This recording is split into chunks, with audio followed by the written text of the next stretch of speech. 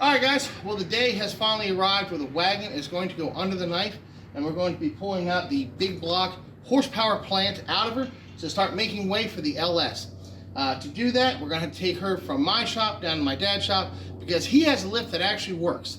Once we get the motor out, we're actually going to take the torque converter out of the 400 turbo that's in here and swap that into our 1940 Ford because it's a little bit higher stall, and I think it actually wake up the engine in the 40 a lot better. On top of that, we can't use that torque converter with the LS. I mean, you can if you buy the right adapter for the flex plate, but I'm not going to do that because I already have an LS to 400 turbo torque converter, so we might as well just use it. We have it, it's new, I know it's going to work. So let's get this hood shut and make our way down.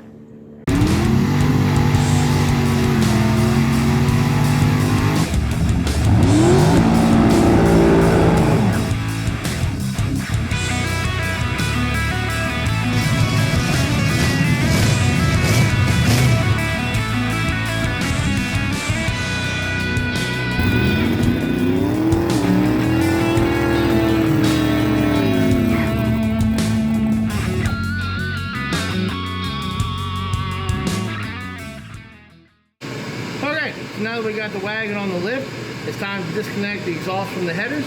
Then we're going to disconnect the transmission from the motor. In reverse order. Motor first.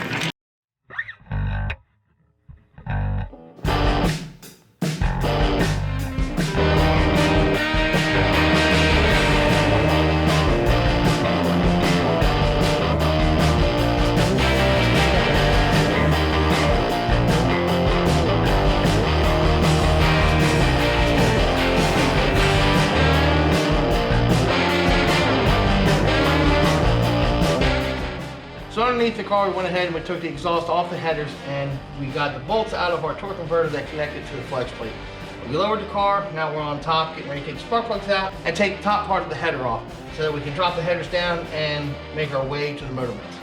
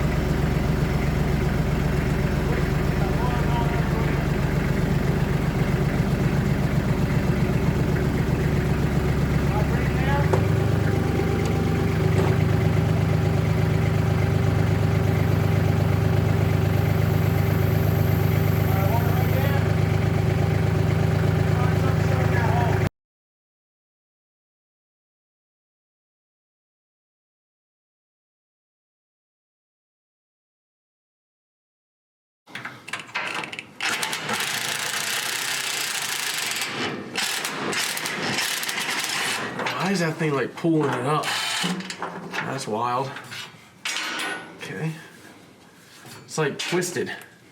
Maybe it was, well, when I put them in there, I had to booger out one of the... You always got to booger something, don't you? Hey, yeah. Nothing, I've never seen anybody in my entire life that nothing ever fits. It always has to be modified. Well, yeah, well, look at what I work on. That don't matter.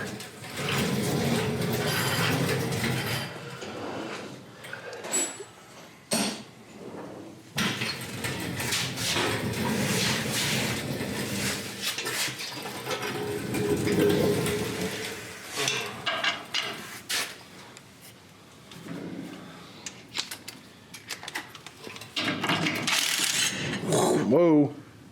Wow, Vincent. Careful now. What? What happened? What's going on? I don't know what that is. All right, let me grab the jack. Just watch yourself. What happened? What do you mean? The whole cross member rolled forward and the whole transmission right fall down. Oh, yeah, it's a Camaro. So it like, you know how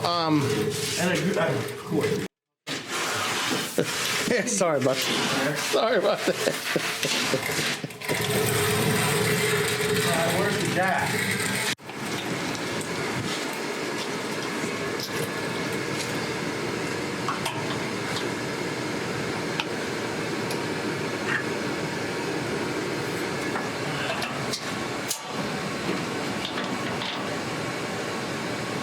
Well, maybe I can get it to come down. Maybe.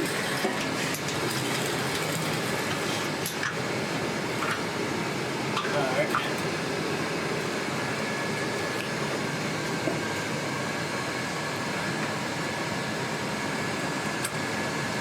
Alright, Vince. There you go. Ready? right there. Cable. What about it? Cable's tight. Is it tight? No, we're good.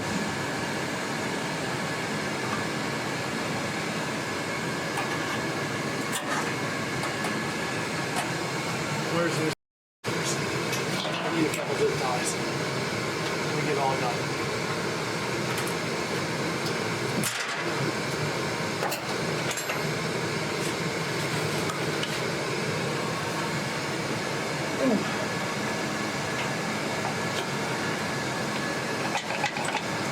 Alright, ready?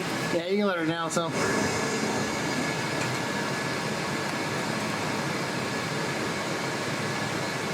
What in the fudge?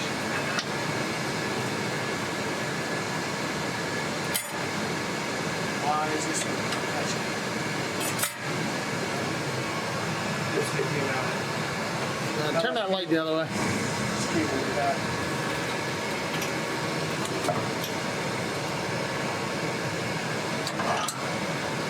So you don't have anything on the dipstick. So I think that might be your problem. Look, Oh yeah, I got nothing. not an O-ring, not a hat, nothing. Well, you know what? I got some silicone. We'll clean that sumbitch off and silicone dog shit out of it. Alright guys, we got the transmission down and me and Dave were scratching our heads because we've never seen that before.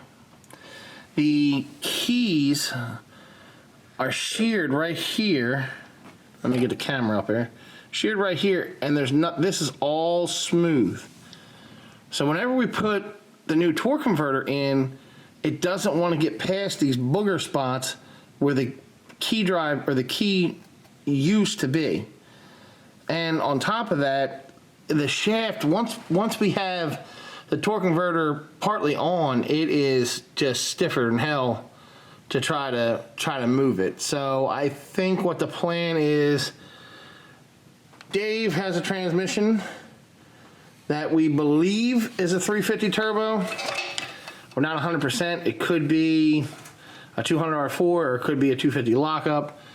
Either way, that's the only other option we have other than using a 400 turbo that I have that may or may not work. I was buying a lot of 400 turbos just as cores because we're using for drag racing. So I can't remember if I bought that one as a core or if it actually works. So I think we're gonna call it a night tonight and reconvene tomorrow and see if we can't pull a rabbit out of our hat.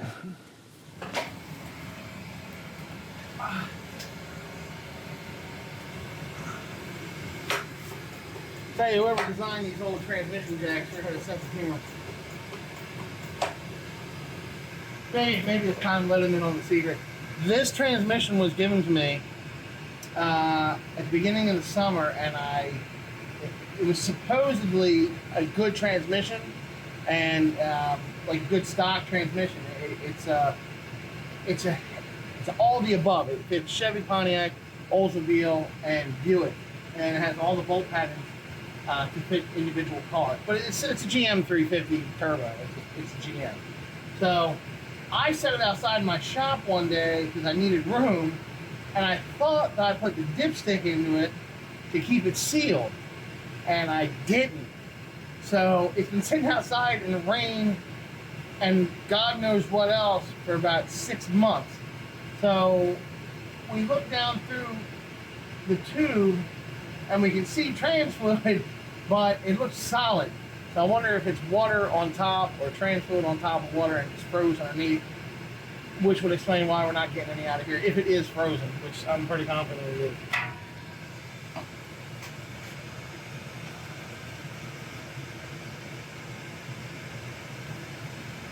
This thing, would probably benefit from a shift kit, but I just don't have time to put one in right now.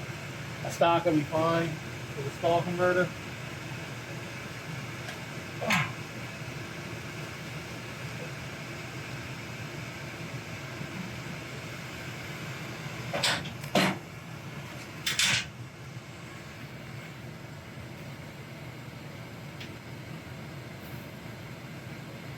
It's about 20 degrees. There's some in there. Eastern PA right now.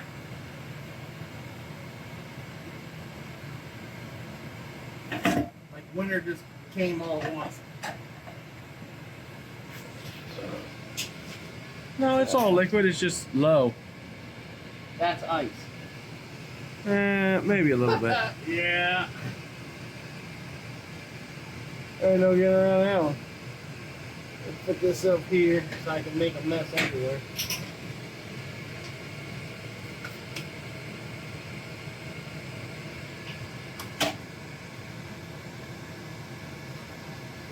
I want to laugh. This is not funny. This is. If you would have told me at the beginning of the day today that I'd be finding ice in the transmission, I would have told you you're crazy. And now that I'm seeing it, it just shows you, you set your bar high.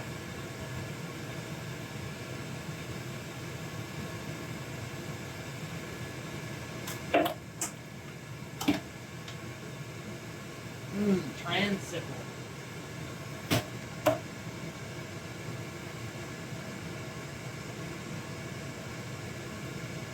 Swear to God, if this thing actually works, I'll tell you a lot of it.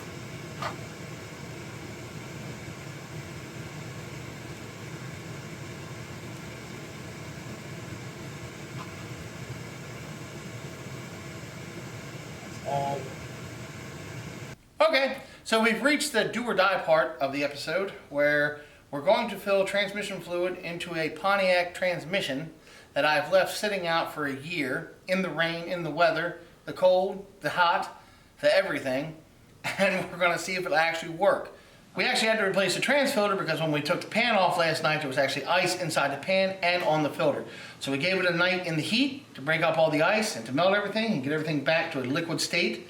Now that we've done that, we've cleaned up the transmission on the inside, put the new pan on it because rebuild, and now we're getting ready to put transmission fluid in it and cross our fingers and hope that it works. Okay.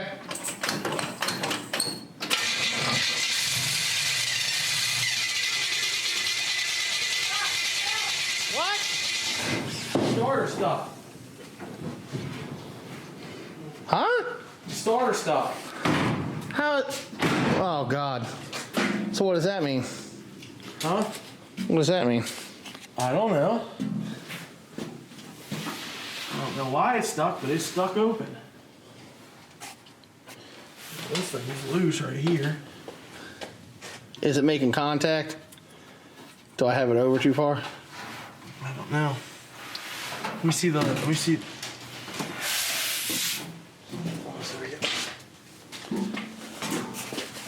Yeah, it's making contact right there, dude. I can already see. That's not tight. You have to do everything half-assed. Yes. I don't understand why you would move something, say it's done, and then you haven't even tightened nothing. It's like, oh, I moved it. It's good.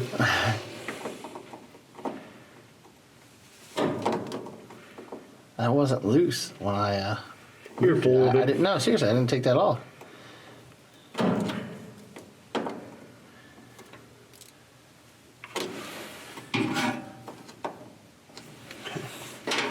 Now let's see.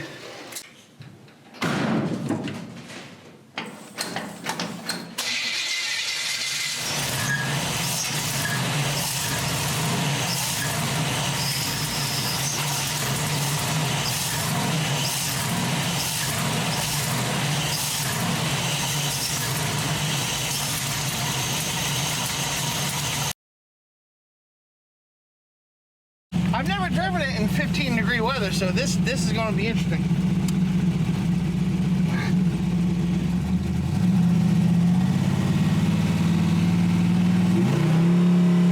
Woo! Easy, easy. We ain't even seen if it shifts yet. My goodness.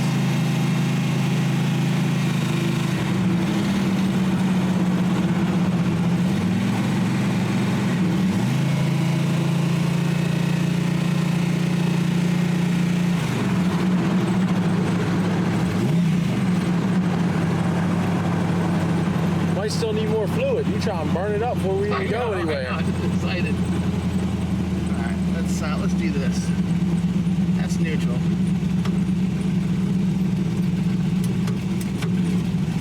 There's one. Come on, let's go.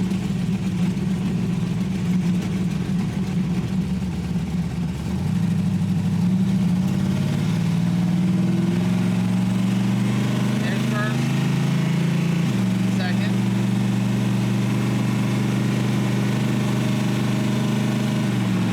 I can get it in third. There's third.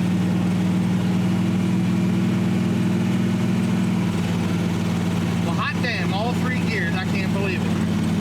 I'm blown away.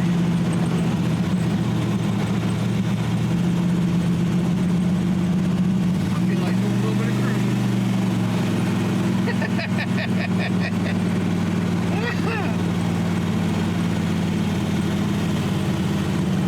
Anyone tells you you can't drive the car that you built in 15-degree weather doesn't need to be your friend. You don't need that kind of negativity in your life. Why are we driving in the middle of the road is my question. That's where she wants to be. Oh, okay.